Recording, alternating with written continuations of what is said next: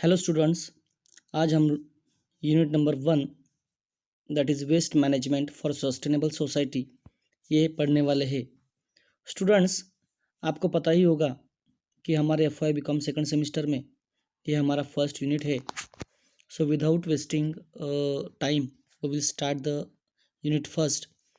तो चलो स्टार्ट करते हैं। That is line to line here will be explanation for you that we all know that waste is generated by number of activities. हमें पता है कि वेस्ट है बहुत अलग अलग एक्टिविटीज़ से जनरेट होता है। वेस्ट मीन्स जो भी टाइप का कचरा हो सकता है, कोई भी टाइप का वेस्ट हो सकता है।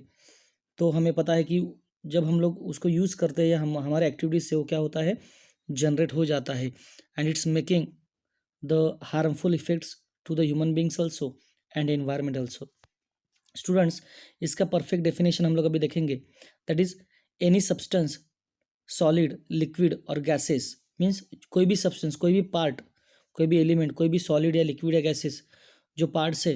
समझो अभी सॉलिड बोले तो लाइक अ वाटर टाइप, सॉरी सॉलिड बोले तो हम लोग बोल सकते हैं कि जो चीज़ हम लोग उठा सकते हैं, हाथ में पकड़ सकते हैं, पेपर हुआ या कोई प्लास्टिक का कोई पार्ट हुआ या कोई ब्रोकन पार्ट्स हुए, तो हम लोग उसको सॉलिड वेस्ट बोलते हैं। लिक्विड बोले तो जो वाटर टाइप होता है कि फॉर एग्जांपल समझो कहाँ पेट्रोल डीजल कहाँ ये हो गया है ना, कहाँ लीकेज हो गए, तो हमें पता है वहाँ लिक्विड का वेस्ट हो जाता है।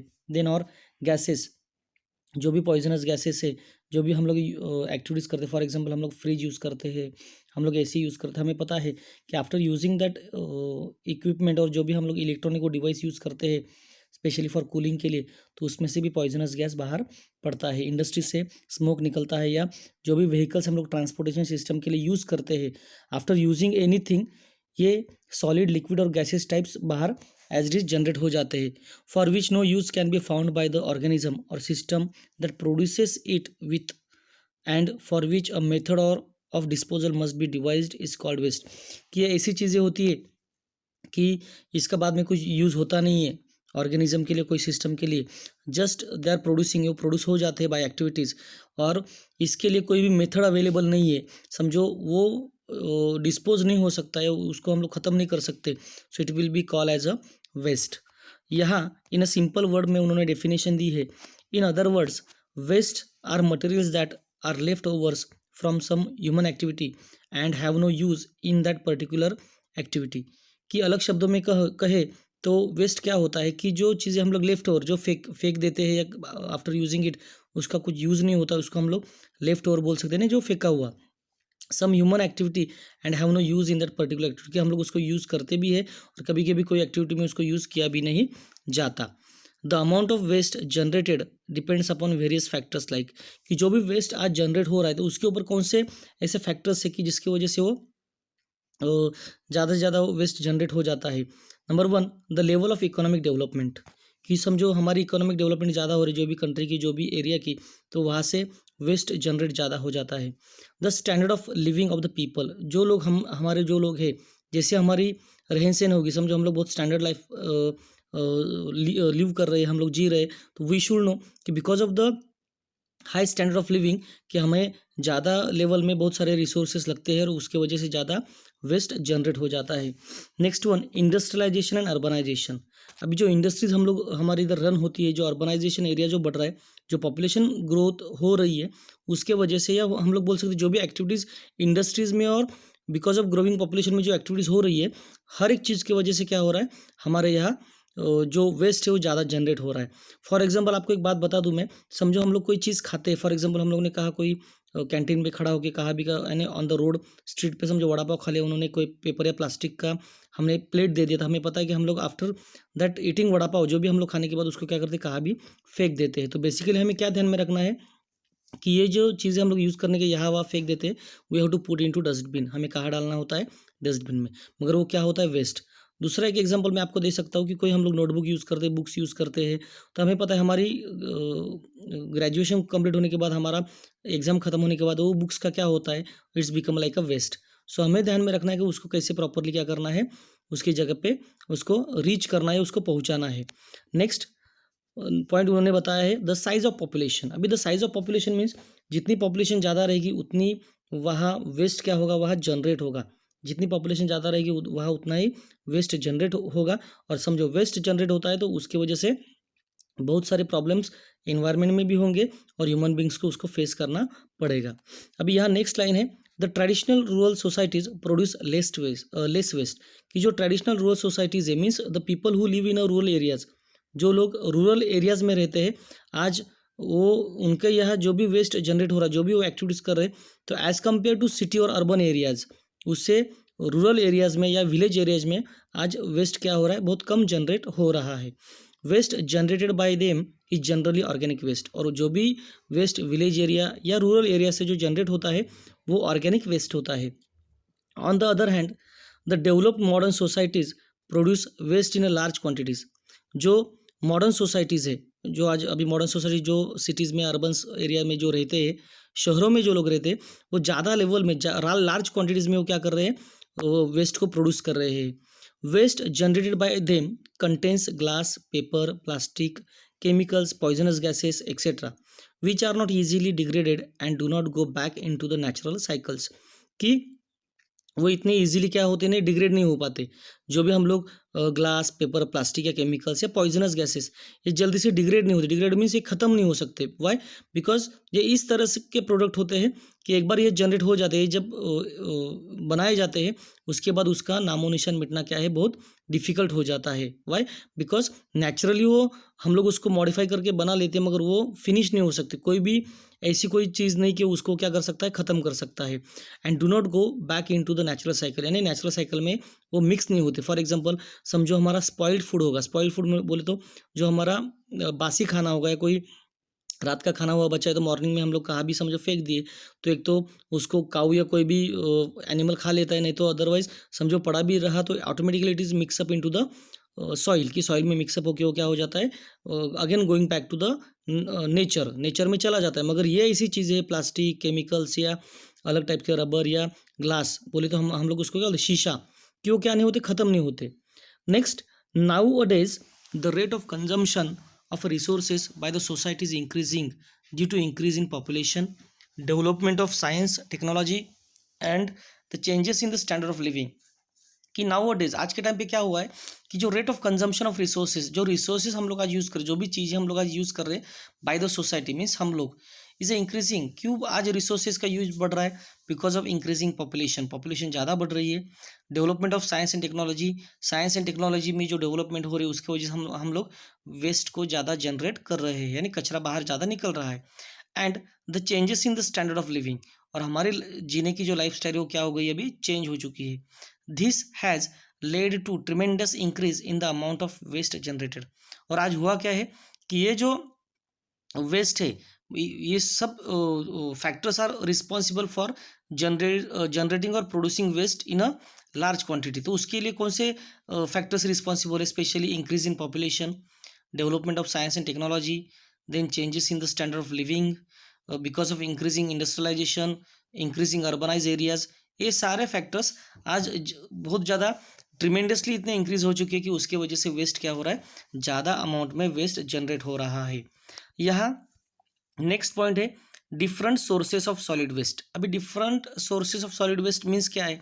अभी हमें सॉलिड वेस्ट को अच्छे से पढ़ना है कि जो सॉलिड वेस्ट है अलग अलग टाइप का, बोले तो ऐसी चीज़ जो हम लोग उठा सकते हैं। देखो there are 3 types of waste, solid, liquid और गैसेस। गैसेस बोले तो जो फॉर एग्जांपल ऑक्सीजन है, कार्बन डाइऑक्साइड, जैसे हम लोग उसको गैस बोलते हैं, उस टाइप के पोल्यूटेड गैस अलग भी हो सकते हैं। सेकंड वन, समझो लिक्विड की बात करेंगे तो हम लोग पेट्रोल, डीजल, ऑयल या जो भी अलग टाइप्स के जो भी लिक्विड है, केमिकल लिक्विड से, तो उसको भी हम लोग क्या बोल सकते हैं, एज अ वेस्ट के हिसाब से कंसिडर कर सकते हैं।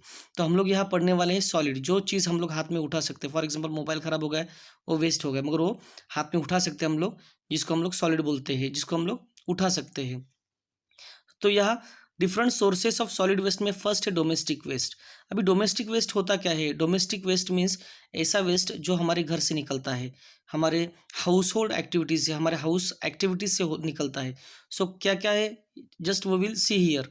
First, domestic waste that is household garbage. Garbage means waste, includes waste like the spoiled food, old newspapers, waste papers, plastic bags, plastic and cardboard wrappings, tins, broken glass, stationery, bulbs and tubes, unused medicines, cloth pieces and rags, sewage sewage waste, then kitchen smoke, vegetable waste और old और left over insecticides, pesticides and cleaning chemicals like phenyl etcetera.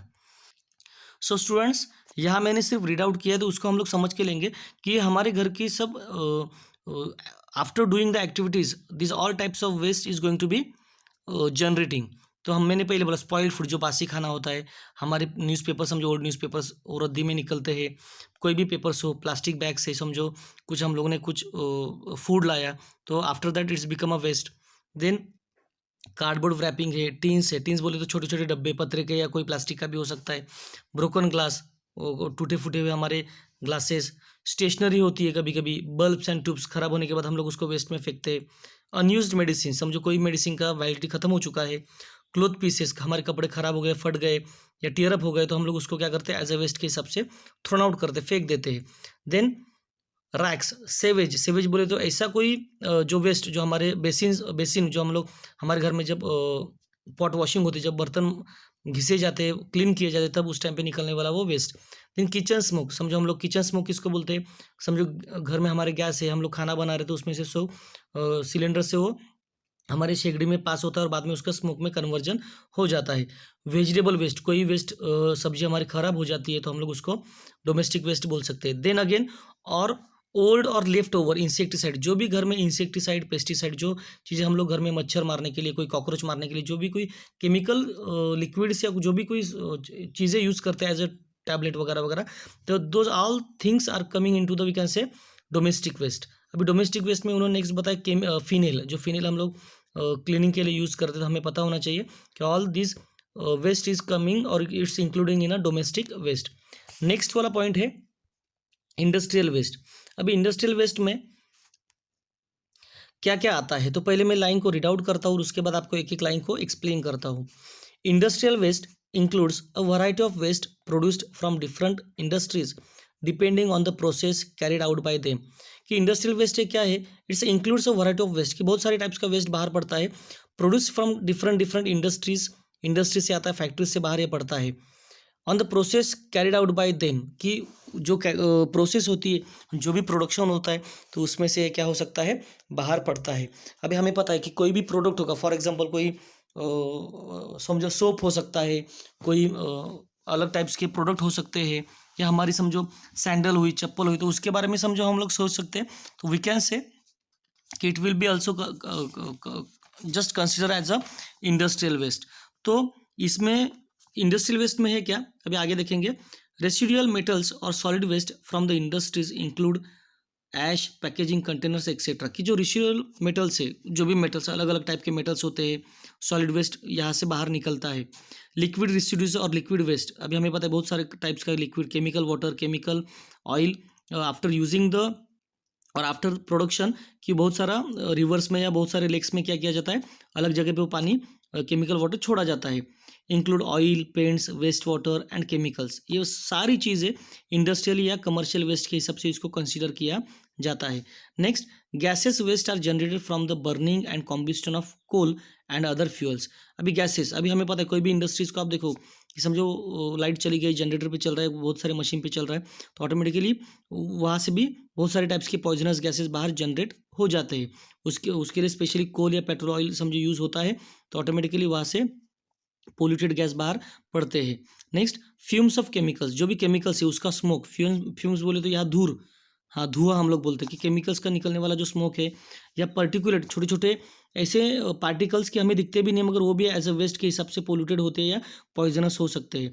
Are release in air by the industries, की industry से क्या किए जाते हैं, release किए जाते हैं, कहाँ, एयर में, और बाद में समझो एयर में ये पोल्यूटेड या पॉइजनस पार्टिकल से छोटी छोटी चीज़ें समझो मिक्स हो जाती है, तो इसकी वजह से एयर पोल्यूशन होने के चांसेस ज़्यादा हो जाते हैं।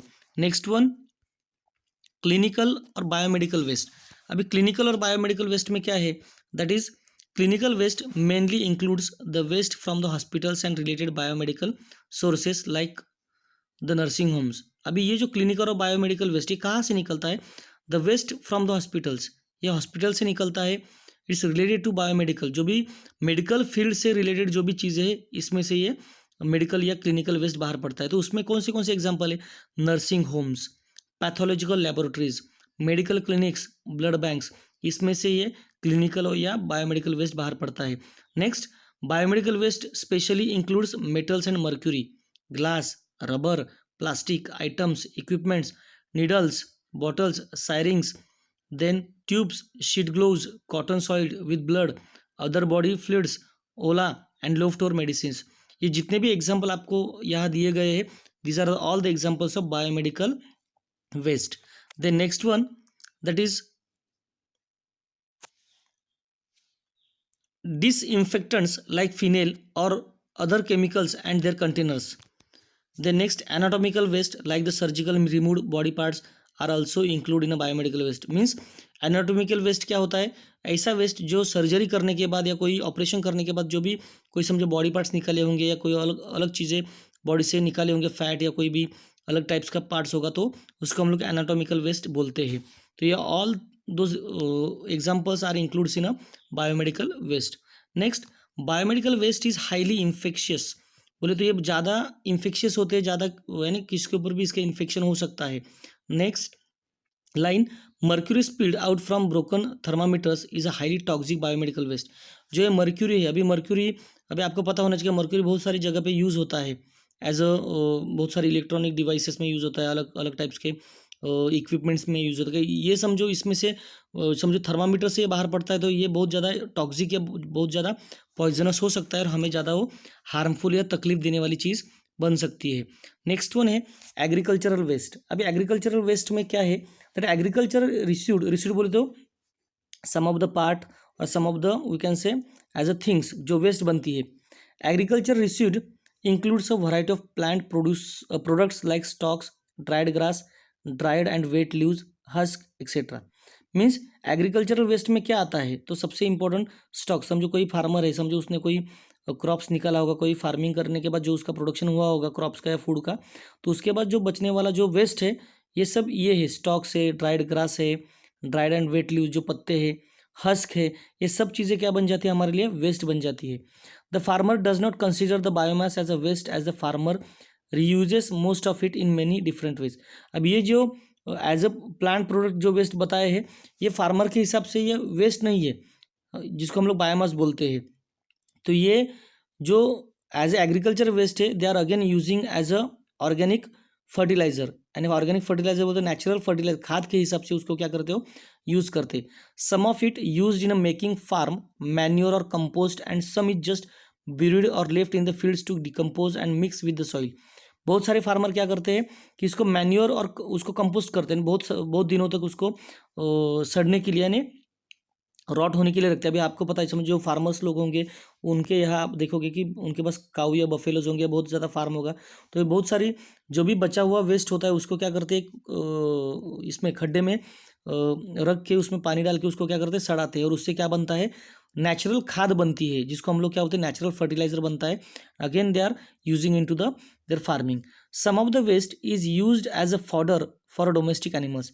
इसमें से बहुत सारा जो होता है वो फॉडर के हिसाब से क्या किया जाता है, एज अ डोमेस्टिक एनिमल्स के लिए उसको क्या किया जाता है, यूज़ किया जाता है। अभी फॉडर को हम लोग क्या बोलते हैं, एज इज फॉडर बोले तो क्या होता है, जो ग्रास होता है या ड्राइड ग्रास या ग्रीन ग्रास, जो जिसको हम लोग चारा बोल सकते हैं, जो हम लोग हमारी गाय भैंस खाती है, तो उसके हिसाब से डोमेस्टिक एनिमल को क्या करते हैं, खिलाते हैं। Only very small quantity of this biomass is burned और कंसिडर्ड एज अ वेस्ट। इसमें से बहुत थोड़ा कुछ स्मॉल क्वांटिटी में उसको एक तो जलाया जाता है, otherwise it's call as a waste, उसको वेस्ट के हिसाब से उसको रखा जाता है। Farmers use chemical fertilisers and pesticides to protect the crops from insects and pest. Farmers बहुत सारे केमिकल फर्टिलाइजर्स और पेस्टिसाइड्स, जो केमिकल चीज़ें हैं, जो पेस्टिसाइड जिसको हम लोग क्या बोलते हैं, मेडिसिन बोलते हैं, स्प्रे मारते हैं किसके ऊपर, हमारे क्रॉप्स के या हमारे वेजिटेबल्स के ऊपर। क्यों? क्योंकि कोई कीड़े मकोड़े या कोई अलग टाइप्स के इन्फेक्शंस उसके ऊपर ना हो, कोई कीड़े मकोड़े उसको ना खाए, तो प्रोटेक्ट करने के लिए क्रॉप्स के ऊपर मारते हैं। क्यों? तो इंसेक्ट से जो पेस्ट है उससे वो बच पाए। Residues of this chemical fertilisers and pesticides are present in the soil. और ये जब केमिकल फर्टिलाइजर या पेस्टिसाइड जब स्प्रे मारा जाता है तो वो प्रेजेंट रहता है, समझो उसके वजह से फार्मर्स जो भी इंसेक्टिसाइड या पेस्ट उससे वेजिटेबल या फूड प्रोडक्शन को बचा लेते हैं, मगर उसका बहुत सारा पार्ट्स किस में मिक्स हो जाता है, सॉइल और वाटर में मिक्स हो जाता है, इट्स बिकम अगेन वेस्ट, और पोल्यूटेड होता है, बहुत ज़्यादा पॉइजनस होता है in small quantities which is usually not visible but they form the most harmful agricultural waste। मगर ये दिखते नहीं, जो भी केमिकल चीज़ें यूज़ की जाती है फार्मिंग में वो दिखती नहीं है, but it's become a very harmful for agricultural waste, कि एग्रीकल्चर में बाद में प्रॉब्लमेटिक बन जाते हैं। Next number 5, animal waste. अभी एनिमल वेस्ट में आपको पता होना चाहिए that animal waste products associated with agriculture mostly include animal dung, excrete of other animals and the bodies of dead animals. ये जो एनिमल वेस्ट है वो प्रोडक्ट एसोसिएटेड विथ एग्रीकल्चर है, मीन्स कि जो भी एनिमल का वेस्ट निकलता है किससे रिलेटेड है, एग्रीकल्चर से रिलेटेड है। Mostly include animal Dang, excreta of other animals and the bodies of dead animals. Mostly include animal Dang means बोले तो जो भी एनिमल्स का जो हम लोग क्या बोलते हैं उसको, जो डंग निकलता है, जो वेस्ट निकलता है, गोबर हम लोग जिसको बोलते हैं, एक्सक्रीट उसका जो मलमूत्र निकलता है, ये एक तो एग्रीकल्चर में एज अ फर्टिलाइजर के हिसाब से यूज़ करते हैं, and the bodies of dead animals, हम जो डेड एनिमल्स होंगे तो उनको भी वो क्या करते हैं फार्म में कवर करके यानी उसको गाड़ के उसका एज इज खाद में कन्वर्जन हो जाता है। The farmers do not consider this as a waste, और इन चीज़ों को एनिमल डंग हुआ, एक्सक्रीट हुआ या डेड एनिमल्स हुए, इन चीज़ों को फार्मर्स कभी वेस्ट नहीं कंसिडर करते। क्यों? क्योंकि they are using in to the again their farm, क्यों फार्म में यूज़ करते और एज अ नेचुरल फर्टिलाइजर के हिसाब से उनको थोड़ा सा बेनिफिट उससे होता है। As farmers reuse this materials in making manure and compost.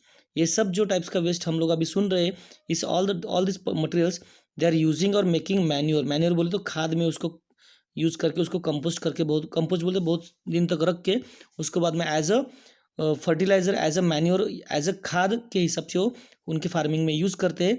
और जब ये यूज़ होता है तो ये स्लोली क्या करता है, बहुत अच्छे से प्रोडक्शन कैपेसिटी या प्रोडक्टिव कैपेसिटी सॉइल की बढ़ाता है। Number 6, nuclears. अभी न्यूक्लियर के बारे में बोलना है, न्यूक्लियर किसको बोलते हैं, इट्स कॉल एज अणु ऊर्जा इन हिंदी, अणु ऊर्जा। कि जब बड़े बड़े न्यूक्लियर पावर प्लांट्स जब रन होते हैं, जब उसमें से इलेक्ट्रिसिटी जनरेट की जाती है या अलग अलग टाइप्स की एटॉमिक एनर्जी जनरेट की जाती है, तो उसमें से वेस्ट बाहर पड़ता है। तो उसमें क्या क्या है, the waste products of the nuclear power plants include radioactive minerals and metals. ये जो रेडियोएक्टिव मिनरल्स या मेटल्स होते हैं बहुत ज़्यादा क्या होते हैं, टॉक्सिक होते हैं, बहुत ज़्यादा हार्मफुल होते हैं। Utmost care has to be taken for the disposal, और जब उसको डिस्पोज करना होता है, डिस्पोज बोले तो उसको जब कन्फर्मली फिनिश करना होता है, उसके लिए बहुत ज़्यादा केयर लेके उसको डिस्पोज करने का ट्राई किया जाता है। Some countries have been dumping large quantities of radioactive waste generated while testing nuclear weapons in the Pacific Ocean. जो हमारा पैसिफिक ओशियन है, पैसिफिक महासागर है, यहाँ बहुत सारी कंट्रीज क्या करती है कि जितना भी रेडियो एक्टिव वेस्ट जनरेट होता है न्यूक्लियर पावर प्लांट्स को रन करने के बाद, उसमें से इलेक्ट्रिसिटी जनरेट करने के बाद, बहुत सारी अलग अलग एक्टिविटीज़ करने के बाद, ये जो radioactive waste Pacific Ocean में क्या करते हैं, वहाँ वहाँ डाल देते हैं। This has caused irreparable damage to the marine life, और उसकी वजह से क्या होता है, this has caused irreparable damage to the marine life. जो हमारी मरीन लाइफ है, मरीन लाइफ बोले तो समुंदर में रहने वाले जो सीज ओशियंस में रहने वाले जो भी फिशेश है, all types of that system, living system, ये डैमेज होती है, पॉइजनस हो जाती है, और बाद में वो मर भी सकते हैं और उनकी संख्या कम भी हो सकती है। और हमें पता है if we are eating that fish और फिशेश, तो हमें पता है कि हमें भी उससे क्या हो सकता है, प्रॉब्लम्स हो सकते हैं। An accident at the atomic energy centre had occurred recently at Chernobyl in Russia. अभी जब न्यूक्लियर पावर प्लांट जनरेट हो रहे थे, चल रहे थे, तो उस टाइम पे बहुत सारे टाइप्स के एटॉमिक एनर्जी के एक्सीडेंट हुए। तो उन्होंने एक एग्जांपल दिया है, Chernobyl in Russia and Kashiwazaki Kariwa nuclear power plant in Japan, कि यहाँ एक्सीडेंट होने की वजह से बहुत सारा रेडियो एक्टिव वेस्ट क्या हुआ, जनरेट हुआ, और उसकी वजह से बहुत सारे harmful activities will be was faced by environment also and human population also. Last one यहाँ है मिनरल्स। अभी मिनरल्स में 7 नंबर की जो हेवी मेटल्स है, अभी मिनरल्स किसको बोलते हैं, मिनरल्स 2 टाइप्स के होते हैं, एक तो mineral oil, petrol diesel oil ये, और सेकंड वन मिनरल्स बोले तो ऐसे टाइप्स के मिनरल्स की जो मेटल्स है, फॉर एग्जांपल मेटल्स में क्या आता है, bronze, copper, iron, then mercury, बहुत सारे ऐसे मेटल्स है कि ये मेटल्स में इसको कंसिडर किया जाता है। तो इसमें से भी समझो मिनरल्स कैसे एज अ वेस्ट के हिसाब से बाहर पड़ते हैं, हम लोग इस पॉइंट में देखेंगे। That is heavy metals residues found around mines and queries contain toxic metals like lead, arsenic, cadmium etcetera. अभी ये जो हेवी मेटल्स है, फॉर एग्जांपल जब जहाँ माइनिंग होती है, माइनिंग मीन्स जहाँ बड़े बड़े माउंटेन्स को ब्रेक करके उसमें से अलग अलग टाइप्स के पत्थरों को निकाला जाता है। पत्थरों में से बहुत सारे सोना चांदी हीरे जवाहरात समझो ट्राई किया जाता है माइनिंग से निकालने के लिए। तो उसके साथ बहुत सारे अनयूजेबल मिनरल्स या बहुत सारे एलिमेंट्स बाहर पड़ते हैं, पार्टिकल्स बाहर पड़ते हैं, जो बहुत ज़्यादा टॉक्सिक्स हो सकते हैं। उसमें से हम लोग ज़्यादा क्या निकलते हैं, लीड है, आर्सेनिक और कैडमियम, जो हमारे डेवलपमेंट के लिए ज़्यादा यूज़फुल है। मगर जो अलग है अनयूज्ड, वो वैसे के वैसे वही पड़ जाते हैं, वही गिर जाते हैं, स्प्रेड होते हैं और बाद में वो लैंड पोल्यूशन, एयर पोल्यूशन को हेल्प करते हैं। Next, fine particles of carbon generated from coal mines, heavy metals particles and radiation from coal mines mix with the dust and pollute the surroundings air and also mixes with the water in the streams, ponds and aquifers। कि जितने भी heavy metals है, जितने भी radiations है coal mine से जो बाहर पड़ते हैं, उसके वजह से बहुत सारा डस्ट, डस्ट बोले तो ऐसा डस्ट की जो दिखता नहीं मगर एज अ स्मोक टाइप होता है, स्प्रेड होता है और बिकॉज ऑफ दैट कि सराउंडिंग एरिया पोल्यूट हो जाता है। And also mixes in the water, water में मिक्स होने के बाद हमें पता है कि वाटर पोल्यूशन भी हो सकता है। In the streams, ponds and aquifers, ये सब वाटर बॉडीज है, इसमें मिक्स होने के बाद ये सबको क्या करता है, खराब कर देता है। The pollution caused by the spill oil from the oil rigs in the sea along with the metals and chemicals causes vast damage to marine life. जितने भी ऑयल स्पिल होता है समझो सीज और ओशियंस में ऑयल रिग्स हो जाता है, तो उसकी वजह से बहुत सारे टाइप्स के मेटल्स से केमिकल्स क्या हो जाते हैं, हमारे सीज ओशियंस में मिक्स हो जाते हैं and they are damaging to the marine life. Marine life बोले तो जो एनिमल्स सीज और फिश और फिशेज और other types of animals who live in a we can say seas oceans की, इसको मरीन लाइफ बोला जाता है, उनके ऊपर बहुत ज़्यादा इफेक्ट होता है। धन्यवाद।